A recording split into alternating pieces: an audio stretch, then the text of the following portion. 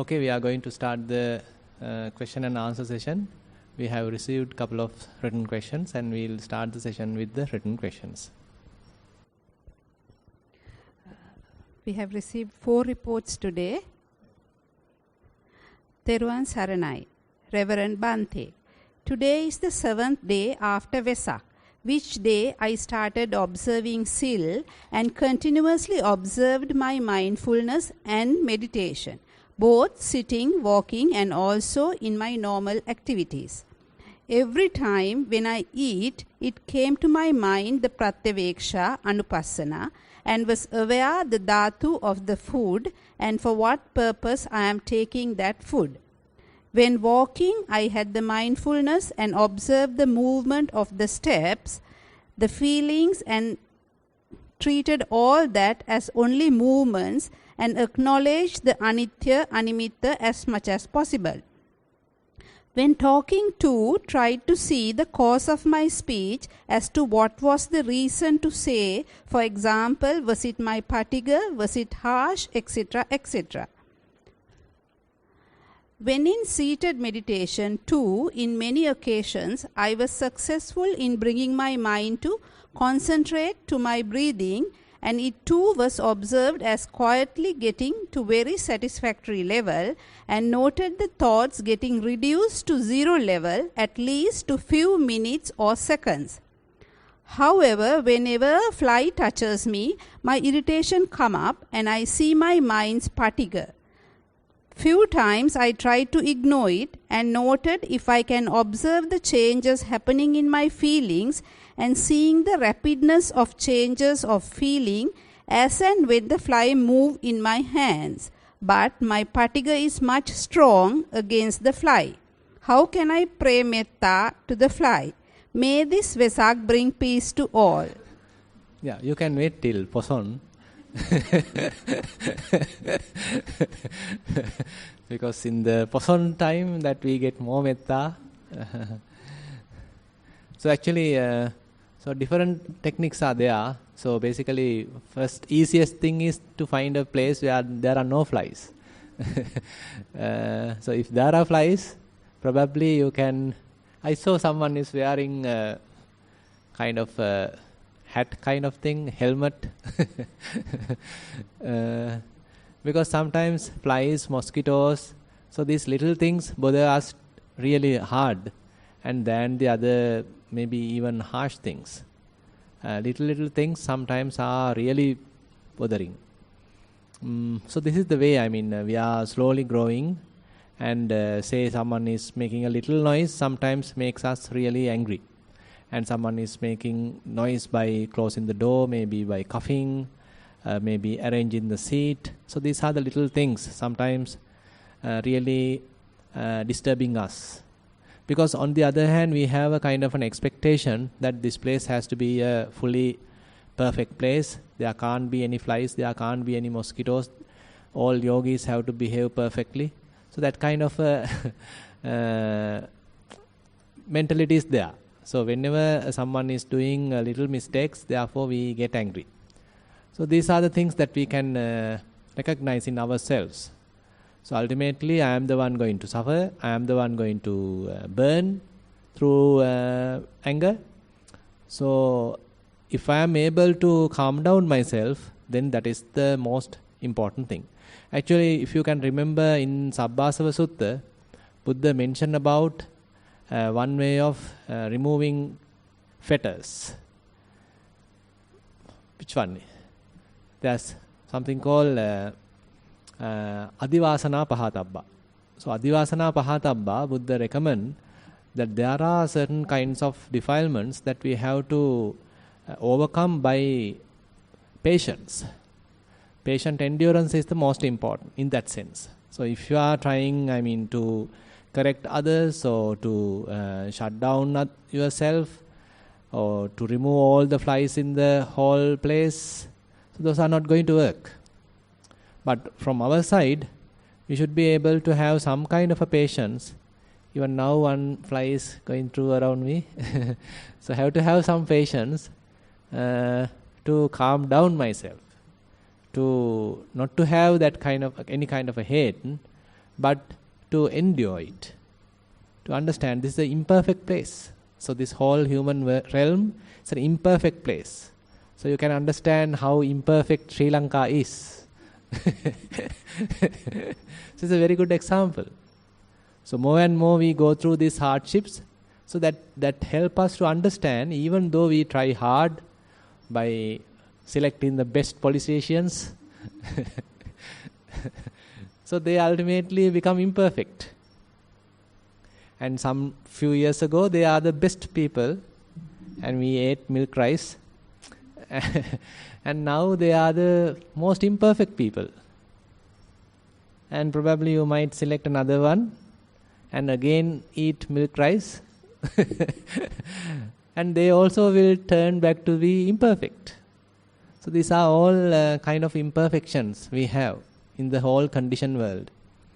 So we can never find the perfection in the conditioned world. So that is what that we need to deeply understand in that sense. So whenever we feel kind of uncomfortable, we feel that my expectations are not met, and things are maybe getting worse. So Buddha mentioned sabbe sankhara dukkha. So the whole conditioned world is unsatisfactory. So there's a kind of an ongoing unsatisfactoriness, very much like unavoidable. So if you feel yourself, feel the environment, feel the whole setup, so kind of an imperfection is there. So even actually recently I also was thinking, things are getting bad, and news are getting bad. People are stuck in various situations. So when are we going to have a kind of a, say, encouraging environment? So on the other hand, I also was thinking, so this is the imperfection what we go through. So that's why Buddha mentioned, dukkhe loko patittito. This whole world is established on dukkha, established on suffering. So it is not a kind of a way that we are trying to have a negative aspect or have a depressive moment. Rather, it's a kind of an acknowledgement that we are in the conditioned realm, and conditioned realm is always not going to be perfect. It's always subject to arising and passing, always subject to changing, and all these changing reasons are beyond our control. Then how are we going to have the kind of a satisfactory environment? Now you can think, now say for example, now some of you are getting old. Are you willingly going through the old age? So now say your eyes are now getting blurred. Maybe you have to have the contact lenses, have to change the spectacles, maybe have to do the, what's that called, cataract operation. So many things. So we are not, we didn't request that, we didn't want that, but we have to go through it. So this is the way that the whole conditioned world is behaving very much like. So they can't give us kind of a lasting happiness. So they can show a little bit of happiness for a temporary period, but it is not guaranteed. We never know what's going to happen in the next moment. So we have that kind of 50-50 situation. Every time, everything very much like 50-50. It can happen or it might not happen. So actually Ajahn Chah mentioned that statement. So if you are considering something, say when you are going back home, so finding a vehicle, 50-50. Now I was thinking, fortunately yesterday I got a vehicle to come. Now I was thinking how I am going back. 50-50. So I was thinking, how am I going to return back to monastery? Because it's very difficult to find a vehicle now. Even though people have money, still no fuel.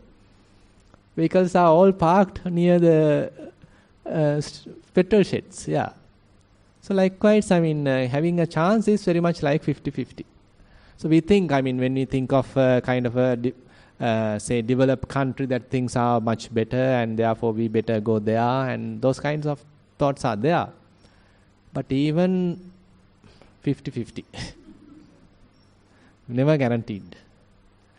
So therefore, if we can understand deeply how these things are available, how they are working, that is why Buddha mentioned, Sabbe Sankhara Anassasika. They can't give us lasting satisfaction. So if we have that kind of a understanding, then we can tolerate it. We can have a kind of a patience. We acknowledge, okay, this is the situation. I mean, struggling doesn't give us any better. So rather we calm down ourselves. So come back to ourselves. To avoid the agitation coming from the mind, from ourselves, and to have a kind of a peaceful situation being inside. Now, if we trying to find a peace outside, trying to make everything peaceful, and then I am going to be peaceful, never going to happen. So that is what we need to understand. So if we know, okay, things are changing, things are struggling, things are deteriorating, still how about maintaining yourself calm, stable? That is the most difficult thing.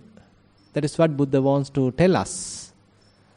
So when things are not governable, ungovernable, how about having a stable mind? Or even if we collapse, how to quickly come back? So these are interesting things that we have to try. I mean, these are the real valuable results that we can gain through our practice.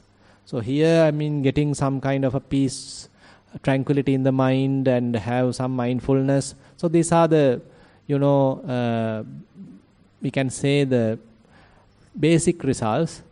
But in the long run, having kind of a tolerance in the mind, patience in the mind, endurance in the mind, can bear things, even when things are going wrong, having a kind of a stability in the mind. So these are the sort of very strong kind of skills that we have to aim. That is why Buddha mentioned, Puttassa loka dhammehi chittang yassana kampati. Asokang virajang khemang etam mangalam uttamang. Puttassa loka dhammehi chittang yassana kampati. When things are changing, we all are subjected to these 8 ups and downs, 8 vicissitudes of the world. Even Buddha couldn't get out of it. Buddha too had gone through it. Chittang yassa na kampati, without any kind of shivering, any wavering, but stable. Asokang, without any worries. Virajang, without any defilements. Khemang, with a solid stability, or kind of a khema means with a protection, kind of a safety. Etam mangalam uttamang. This is it is a real blessing. So these are very, I mean, you can see how Buddha, using these little things, how Buddha is taking us to a more mature kind of a living being, mature kind of a humanity. So these are very interesting points that we can highlight. So we can think, I mean, these little things are helping us to develop to that level. So if these flies are not coming, if things are really perfect, assume that we have a very nice AC room and no any issues. I mean, then things are perfect. So you can have a really interesting, blissful experience here. How about going out? Outside, everything collapses. So these little disturbances, if we can take as kind of a teachers, helping us to mature in spirituality. So these are very interesting points I like to share with you. Okay, yeah. Report number 2, Venerable Bhante. During walking meditation, the pace at which I was walking became very slow. I started to observe the many moves required to take a step. I was also trying to note all the moves. There were so many. At such a time, do I stop the noting and simply observe? Is there a thought that precedes each and every move? Thero Saranai. Yeah, there is a thought, what we call as intention, just before each and every move. So as you are moving forward, you can recognize that thought as well, or that intention as well. But on the other hand, if you are trying to walk extremely slowly, that's also going to be a little unstable, because your body can't maintain that balance. So better if you can allow the body to find a very kind of a comfortable pace, not extremely speed, not extremely slow, rather very kind of a comfortable pace where body is moving as it like. Now say for example, when you are doing Anapanasati, are you purposely slowing down breathing? So how about you are trying that? So then you will end up with coughing and all those problems, right? Complexities. So the point is to allow the body to breathe naturally as much as possible. Don't intervene, don't interfere that process. Allow it to breathe, because the body knows how to breathe. We don't need to teach the body. So similarly, so allow the body to walk. So this is not the time that we are learning to walk. We have walked for how many years? So allow the body to walk as it like. So it is your duty to quickly maintain your attention. So allow body, assume that it likes to walk little fast. No problem. So let me quickly focus my attention to each and every step, and whatever the information I can gather, whatever the sensation I can be aware of, enough, no problem. As you are improving, actually this mindfulness becomes sharper and sharper, and your mind catch on kind of a momentum, quick. You become quite very quick, and you can quickly focus your attention, and you can quickly catch the information. So that kind of a momentum has to be developed in the mind. You can't keep the process extremely slow in order for you to get all the information. That we can do, for some time, but that is very difficult in a way, because things are very fast. Now assume that there is a pain arising in your body. So you have no control at all. You can't expect the pain to behave slowly, manifest slowly, so that you can investigate the whole thing. It may quickly come and go. But our faculties has to be sharp enough to quickly get that information. To observe that information, investigate that information. So that's a skill that we have to develop. So allow the body to walk as it like, and you have to have a kind of a quick mind to catch the information. And there's a way. There are certain techniques that you can do. Say for example, in sitting, so rather than immediately trying to say be aware of the breathing, probably you can do a little bit of scanning, say body scanning. So you are starting from the head to the toes, and you are scanning the body so that your mind becomes fairly activated. So it's a kind of an activity, you are building a quite active mind in that sense, not a lethargic, slow type of mind, but a very active mind. So that is important. So when such active mind is there, okay, that you can use. Now you can assume that you are now focusing on to breathing. You are keeping it at the nostril and allow breathing to happen naturally. Now you are slowly examining it. So this activity, not the activity, maybe, what's the proper term? Maybe quite active, very sharp, vigilant, heedful. So these are the terms that we can find out to show that the mind has not lethargic at all. It's very active.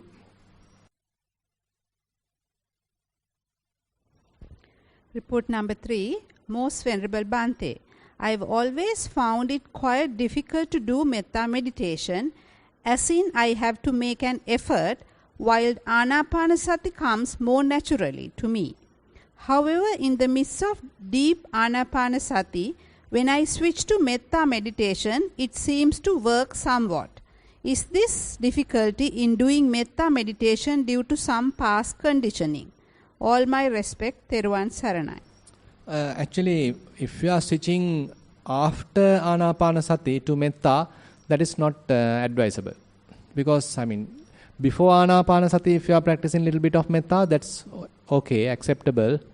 But, after Anapanasati, again going back to metta is not going to really matching actually. Because, say for example, there are instances just to sort of pacify your mind, to make it little delightful.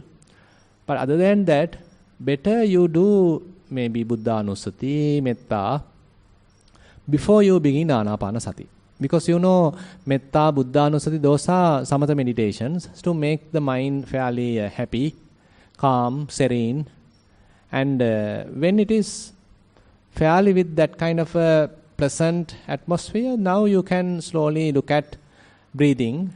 Because breathing is a very natural process, neutral process. And it takes you to the more deep results in the say. Not just tranquility, but to some more deep results. Tranquility is one aspect. But say you are carefully observing each and every breath, so subtle aspects of the breathing you can recognize. So again, if you are going switching back to metta, now you are coming to the conventional level. Say in the metta, so there are people, I am there, you are there, my children are there, my husband is there, my wife is there, country is there. A lot of, we are working with the conventions. But in Anapanasati, we are more dealing with the realities. So it's the movements. It is warm, it is cool, vibrations, and touching sensations. Now these are not conventions. These are very much like what we can directly experience. These are not mind-made ones. And these are not conventions that people have come to. But they are something that you can really feel. Therefore, don't switch unless it is really necessary. Now say for example, while do Anapanasati or any other Vipassana meditation, if your mind become really dry, so you feel you don't have any energy to continue, you feel really dry, then probably you can switch to another samatha meditation, so to sort of make yourself pretty happy, again little uplifted, and again you get some energy to practice, so then acceptable. Then yes, you can do that. Again you can switch to Vipassana or some what you call the mindfulness. That is where Buddha mentioned Panidahaya Bhavana and Apanidahaya Bhavana.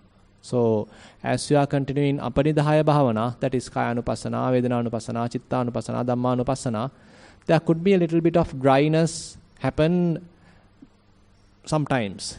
At that time you can switch to Panidahaya Bhavana, what you call, there is a kind of a object to the mind and which is more pleasing and make yourself happy, uplifted. And once things are settled, again you can switch back to say Kaya Anupassana, Vedana Anupassana, etc. Yeah. Report number 4. Most Venerable Bhante, during these difficult times, please explain how we can keep our calm without getting into depression. All what we hear is that in few days or few weeks' time, we will have to experience the worst of our life. Read somewhere that in the past there was an era called Baminitisaya or something, and we will have to go through same experiences once again.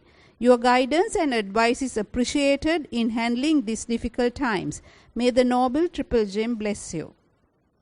I think, I don't know whether we may experience Bhaminitya again. But I feel, we have become more lazy people. Because, if you consider our parents, our grandparents, so they are really hard-working. They can walk several kilometers without any problem. They can work in the paddy fields for several days, every day. How about ourselves? Very difficult. So, we are not used to. We are used to the more, easy ways. And, from this, assume that you have to simply walk, say, 1 kilometer. Are you ready to walk? Or are you waiting hours to find a three-wheeler? So, what is one benefit of walking meditation? Adhanak kamo hoti. Adhanak kamo hoti means, so he has a skill to walk without any difficulty any long distance. So you can see, these are very practical. So actually in the good old days, so monks have to go on village Pindapata. It may be long journey.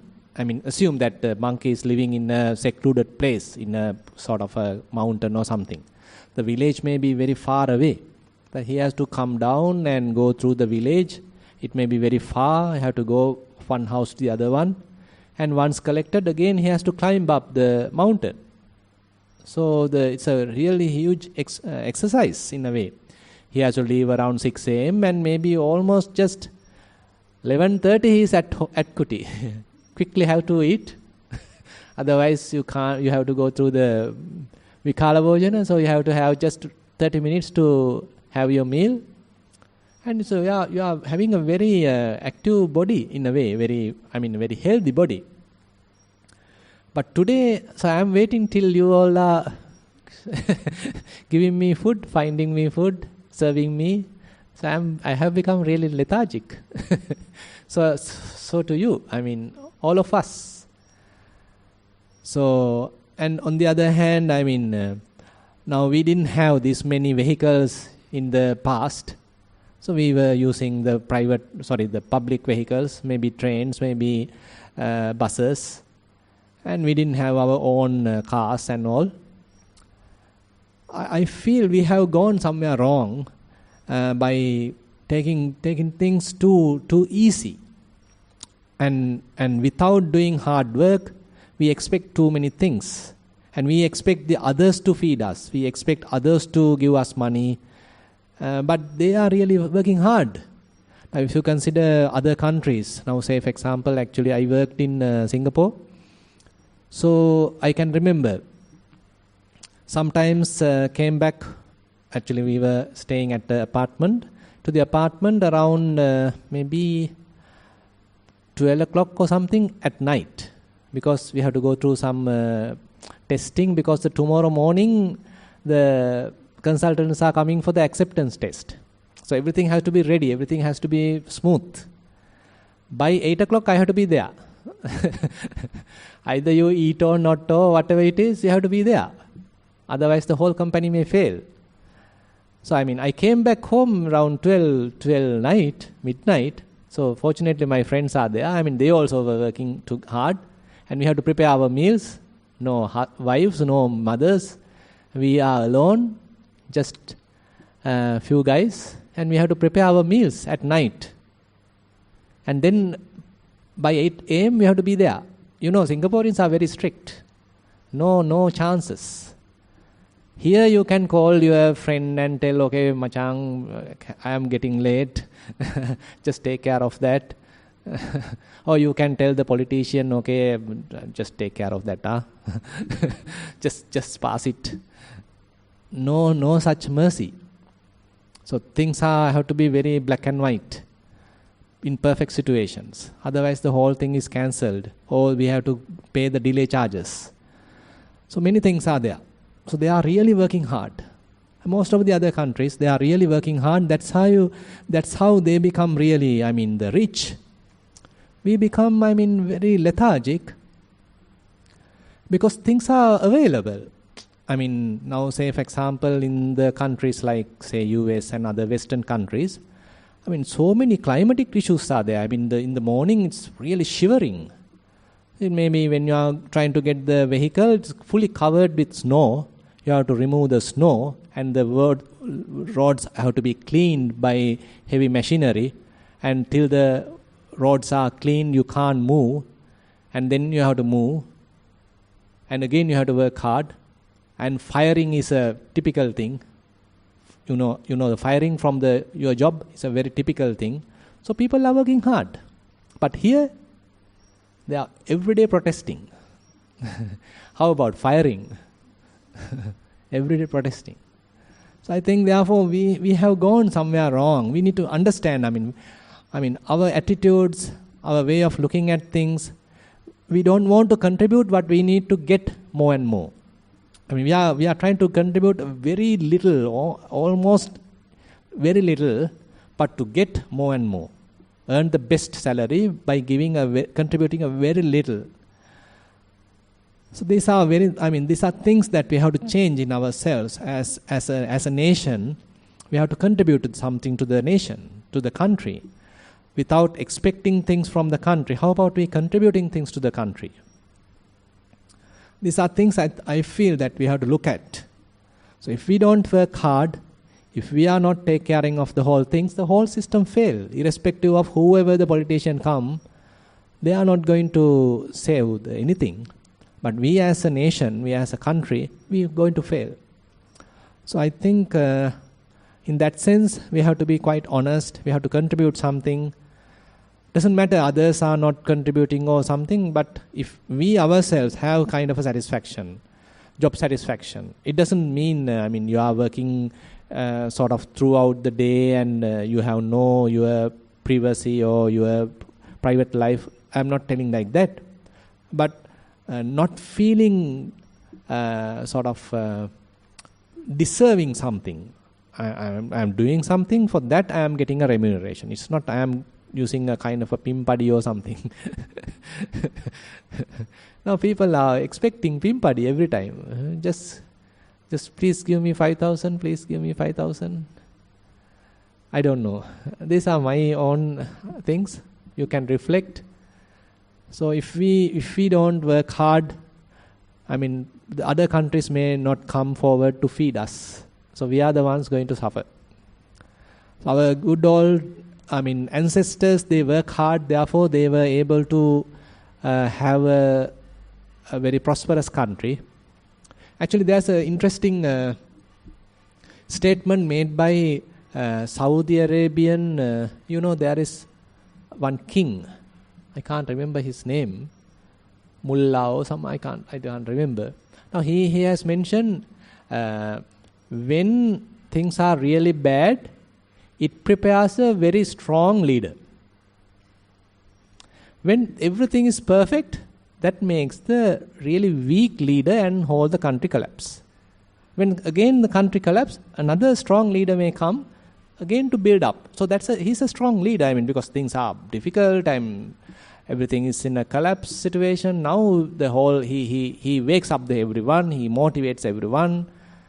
So he's a really good leader to build up, because things are difficult. They are going through a lot of hardships. So when things are really hard, then the real motivation, real guts comes from the people. But when everything is smooth and you have enough money, and how about then your children? Now suppose, just for example, say you are a hard worker and you earn, assume that you start with nothing. You are a hard worker, you start with nothing and you put some lot of effort and you are able to buy a land. Now you are from the scratch, you are building a house, and now you have fair amount of savings. And now your children, nothing to do. They have everything, no? So they are spending a jolly good life. And how about their caliber? How about their skills? Are they up to your levels? Not. Because they don't know what is suffering. They don't know the hardships. And we haven't taught them the hardships. We all want to, feed them without any problem. So they have never gone by the public vehicles. They never walk. So we have given wrong examples in that sense. So how many hardships our fathers, mothers, grandfathers went through. Actually, in 40, when this Second World War? 45, no? 45. So our parents have gone through Second World War. So we went through this LTT trouble. But some didn't feel it, no? Somehow things have managed. So we didn't go to the war, no? So they did the war, I'm just here. Now when things are coming to the city, then I feel a little. So war happened in the northeast, and we were simply here, and so we didn't much bothered. But when things are difficult here in the city, now we feel. So interesting. I mean, in a way, these are things that we can reflect and recognize how things have gone wrong, and to correct ourselves, and to teach our children. Okay, these are okay. You have to bear things. Now nowadays, I mean, people don't have any patience, no. So whenever things are not there, they come. They simply block the road and they protest. And if we can solve the problem by protesting, it's good. I mean, this university students. I was thinking, my goodness.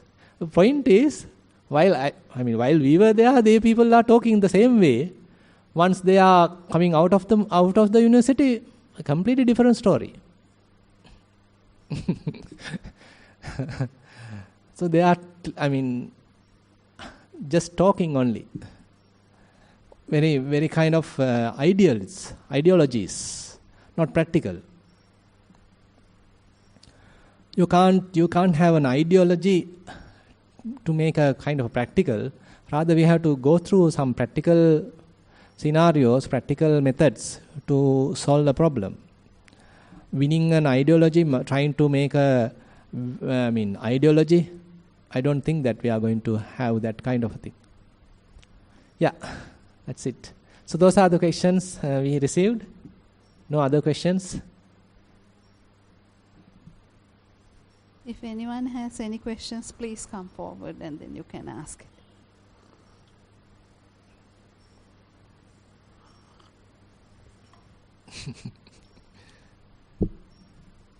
All are thinking about how to return back.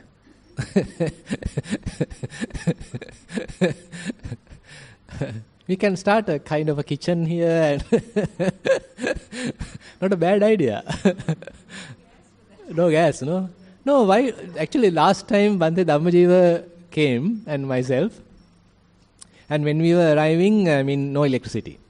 So the Ilhara came, Bhante, no electricity, Bhante, can't serve you tea, Bhante. Then Bhante Dhammajiva simply, why don't you light a stove here? There are enough stones. Just put the 3 stones and put the firewood and light the stove. That's it. So we are waiting till the electricity is available. You can see, our mentality. So we want things perfect. We want things the easiest method. We never try the other techniques. That's why I can remember at my house how much my mother spent time in using this typical firewood stove. Later only we come across this gas and all these things, no. So now people don't know how to even how to light a fire stove. Are you? So that's a problem. We are very much like living in the moon. We have to know. This is Sri Lanka. Let's come back, live in the ground. The people didn't give us. Assume that the whole Russia and all these, oil-making countries, everything collapse. How are we going to survive? We have to survive somehow, no? How about finding a, say, food cycle and all sorts of things? And even the developed countries, how many people are going by, the bicycles? We never use bicycles. I don't know. Somewhere we gone wrong, isn't it? We all can think. Somewhere we have gone wrong. We are thinking too high, not grounded. Okay, that's it.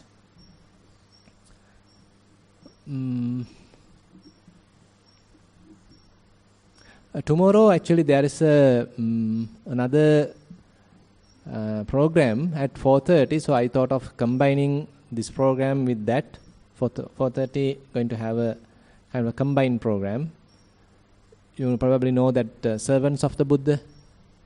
That program is there scheduled on tomorrow. So I thought of conducting that and this together. And I also have observed that some are walking really slowly, and sometimes actually you may start in the natural pace and you may continue developing mindfulness, and slowly as you are catching the momentum, assume now you are wanting to examine the things carefully, then naturally the process can go slow, no problem, then it's accepted. But from the beginning trying to walk too slow, I think it's not better. You better start in the natural pace and activate the mind, build up the momentum and establish mindfulness. And once you are done with it, now try to examine more closely. So that may automatically reduce your speed. Doesn't matter, but now I am examining things and it happens naturally. That's no problem. And even the breathing happens like that. Now say for example, we do the natural breathing, and as we are moving forward, sometimes it becomes subtler and subtler. So it is not that something we purposely do. Rather it's naturally evolving. That is accepted. So same thing happens in the walking. So rather than we manipulate the thing, allow the process itself to evolve. That is much better. Okay, if there are no other questions, we can then wind up the session. And at sharp 4, we'll start the Dhamma sermon, because 5 p.m. we have the power cut. Yeah. Okay, thank you very much for participation. So Bhante, tomorrow 1 o'clock Q&A together, combining with the... No. Only Q&A we'll do this thing, but that session is at 4:30. 4:30. But I was wondering, because 5 o'clock the power cut, how are we going to survive here? Thing is, I have to conduct there. So here probably we can ask her son to have a laptop here and maybe another speaker, maybe Bluetooth speaker or something, just to hear from that. We'll have to have another arrangement, because the power cut is at 5 p.m. Yeah. Okay, yeah.